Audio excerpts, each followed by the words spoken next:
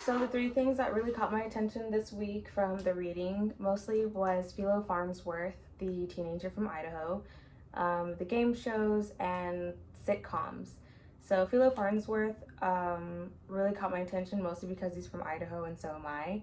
So I kind of paid a little bit more attention to his story.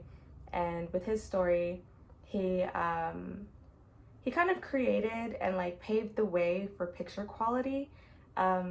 Although like during the war he didn't do so well with it, but afterwards the RCA kind of took his patents and modified them to make them better. So I feel like from that we've just continued to grow in terms of picture quality. And so I feel like we have Philo to kind of thank for that. Hopefully I'm pronouncing his name correctly. If not, Philo. I'm not sure. The second one is game shows.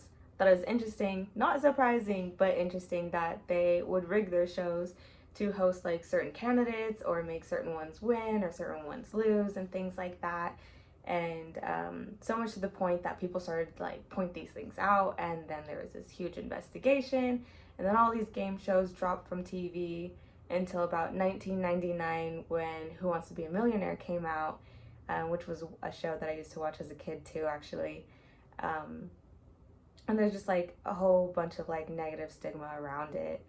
And I just thought that was kind of cool to know the backstory too. And then the last one is sitcoms.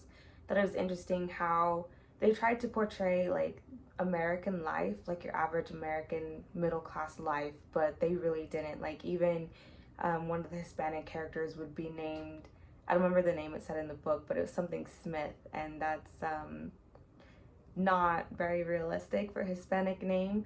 And just a lot of the things about the shows just weren't very realistic in terms of like a middle class family and things like that. A lot of it though, like as it progressed, kind of shaped American identity and culture, and it still does today. And like for example, one of these things is like they would try to do things that were a little risque and show like gay lesbian couples and things like that, or like Ellen DeGeneres was one of the examples, and then she ended up having a talk show, lost it, came back, and was doing better than ever up until recently. But yeah, I just think the sitcoms and like just reality TV definitely made a huge impact on society.